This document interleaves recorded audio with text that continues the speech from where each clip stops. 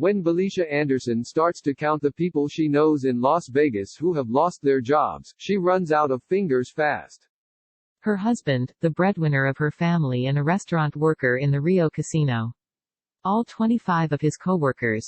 Her grown son, in a temp agency. The technician who does her nails. The barber who cuts her husband's hair. Her best friend, a waitress. The 3 servers and a manager at the TGI Fridays that is her family's favorite treat. She has to think hard to come up with a single person who is still being paid. So when the events of the past month start to overwhelm her, Mrs. Anderson walks into her bathroom, closes the door, sits at her vanity and takes deep breaths. "You are pushing people up against a corner," said Mrs. Anderson. Referring to those in charge of the pandemic response, she added, "They want you to stay home, and you're doing that, but they're not helping you financially to keep you afloat while you're at home." She added, "It doesn't make sense." As the bottom fell out of the American economy, few places were hit harder than Las Vegas, where a full 1/3 of the local economy is in the leisure and hospitality industry, more than in any other major metropolitan area in the country. Most of those jobs cannot be done from home. Nearly 350,000 people in Nevada have filed for unemployment benefits since the crisis began, the highest number in the history of the state. Applied Analysis, a Las Vegas-based economic research firm, estimates the city's current jobless rate to be about 25%, nearly double what it was during the Great Recession, and rising. From an analytical standpoint, this is unprecedented, said Jeremy Aguero, a principal analyst with the firm. We have no frame of reference for what we are seeing. As governors and mayors across the country wrestle with the question of when and how to reopen their economies, Las Vegas faces particular pressure because of its dependence on tourism and hospitality. Mayor Carolyn Goodman argued last week that casinos should reopen and allow people to get sick, but Governor Steve Sisolak said the state was clearly not ready to open. Before the crisis, Nevada's economy was one of the fastest growing in the country. Then, practically overnight, the glittering Vegas Strip shut down, throwing thousands of waiters, bartenders, hotel cleaners and casino workers out of work, often without severance or benefits, and leaving the most bustling and storied stretch of the state's economy boarded up and empty. If you were to imagine a horror movie when all the people disappear, that's what it looks like, said Larry Scott, the chief operating officer of 3 Square, Southern Nevada's only food bank, describing the Vegas Strip. You can't imagine that there is a circumstance that could possibly cause that. I couldn't have. The result has been a quiet catastrophe, unfolding in the living rooms of working-class people all across the city. The crush of new claims has all but paralyzed the unemployment office, and some people are now entering their 5th week without income. Emergency services are straining under the load. People begin to line up in their cars at one of the largest food distribution sites as early as 4 a.m., more than 6 hours before it opens. Jeanette Gutierrez, a patrol officer for Las Vegas Metropolitan Police Department who assists with the food giveaways, said sometimes people wait so long in their cars that the batteries die. She recently gave jump starts to 3 different cars, so they would not lose their place in line. Most Americans support stay-at-home restrictions to protect public health. And yet the burden of the country's shutdown is disproportionately falling on those least prepared to handle it. About 52% of low-income Americans say they or someone in their household has experienced job upheaval, compared to 43% of the broader adult population, the Pew Research Center found. Only 23% of low-income Americans say they have enough emergency funds to last them 3 months. In March alone, bars and restaurants cut 417,000 jobs across the country. Ms. Anderson's husband, Jovan Anderson, 34, was one of those workers. He started a job at Guy Fieri's El Burro Borracho, a restaurant inside the Rio Hotel and Casino, in 2016. He was one of the workers who brought the food to the table, a food expediter, they called it. He liked the work. Kind of like a free spirit type job, said Mr. Anderson. No one breathing down your neck all the time. Ms. Anderson, 45, worked too, mostly at call centers, another staple of the Las Vegas economy. Raised in California, she moved to Las Vegas during high school when her grandparents, who were her legal guardians, decided to retire there. She switched to part-time after the birth of their daughter, Nyla, in 2012. When Nyla was 1, she was diagnosed with developmental disabilities, and at age 6 with digestive issues, which is when Ms. Anderson quit completely in order to care for her. When Mr. Anderson was laid off on March 16, he texted his wife. She immediately started to worry. The pharmacy had just sent her a message about refilling her daughter's medicine. Their car and phone payments were coming up.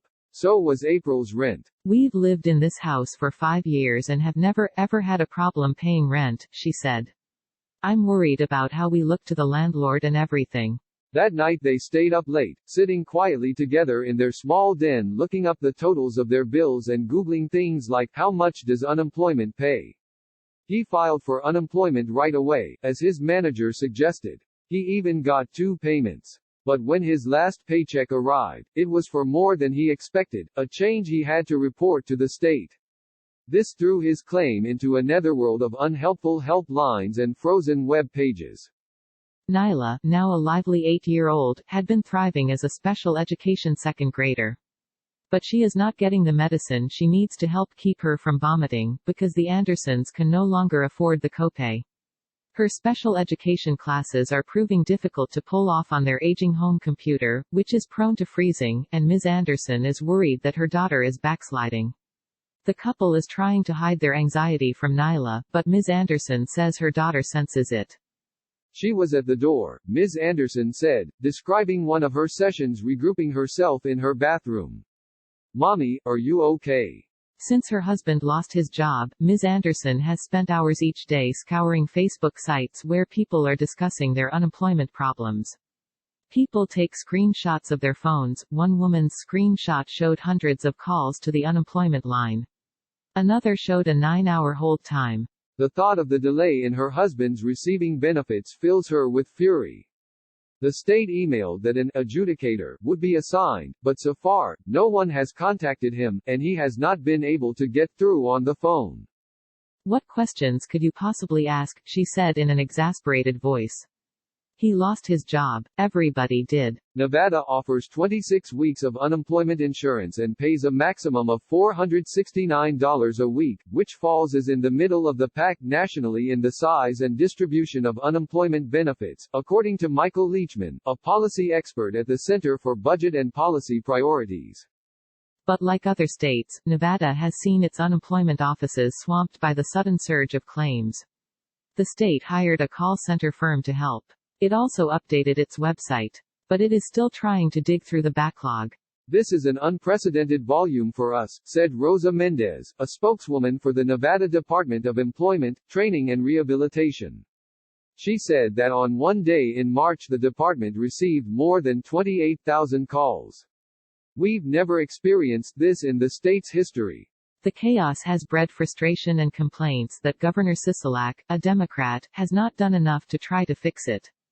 I know this is hard. I get your frustration, too, Mr. Sisolak said 2 weeks ago as he vowed to address the problems.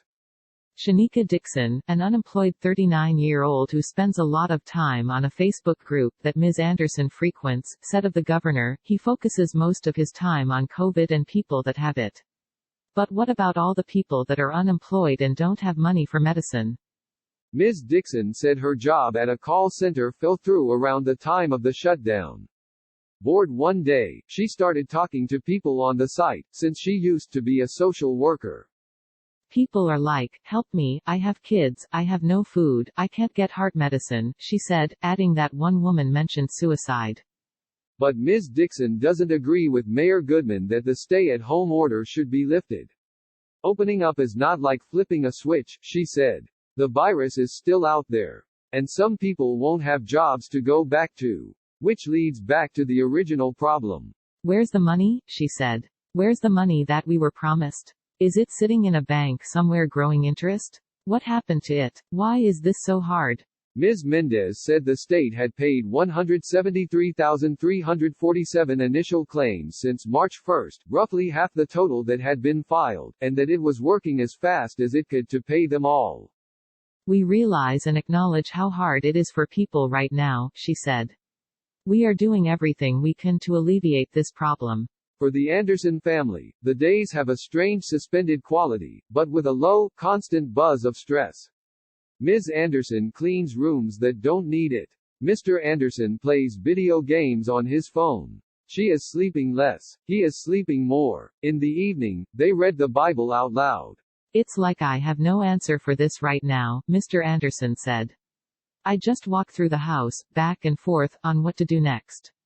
What can I do next, and what can I do to bring our next meal in? He has been looking online at jobs with Walmart, Albertsons, a grocery store, and Family Dollar. But he is not sure if he would take one, even if he got it. He is worried about bringing the virus home to his family. The family tried to go to a food distribution site last week in a parking lot near her daughter's school, but the line stretched for blocks and her daughter was starting to get anxious, so they decided to try another day. On Thursday, their kitchen cupboard contained 2 cans of chicken and rice soup, 1 can of chili, half a package of saltine crackers, and 5 packs of ramen noodles. The refrigerator had half a gallon of milk, 6 eggs, and some slices of bread. There was $22 in their bank account and less than a quarter of a tank of gas in their car. Sometimes in the evenings after dinner, they dance. It gives them some exercise, and seeing Niala swinging her arms, jumping and laughing makes them happy. I feel like I can live anywhere, Ms. Anderson said. I'm sure my husband feels the same way. Like we can go sleep in a car, in a parking lot. But I can't have that for my daughter. She has to have food, medicine and a roof over her head at all times. So my battle is for her.